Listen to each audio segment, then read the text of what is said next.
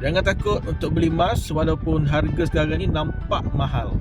Harga emas memang akan ada naik turunnya, tapi dalam jangka masa panjang nilainya cenderung meningkat dan mampu melindungi nilai duit kita ini daripada tekanan inflasi. Kalau tunggu harga murah yang sempurna, mungkin kita ni takkan mula-mula beli langsung, takkan mula untuk beli langsung emas ini. Lebih baik mula sikit demi sikit, ikut kemampuan dan jadikan emas ini sebagai simpanan jangka masa panjang. Yang pentingnya adalah konsisten, bukan tunggu masa yang kononnya paling sesuai. Sebab tidak ada masa yang paling sesuai melainkan hari ini. Sebab kita tak tahu apa yang akan berlaku pada masa depan.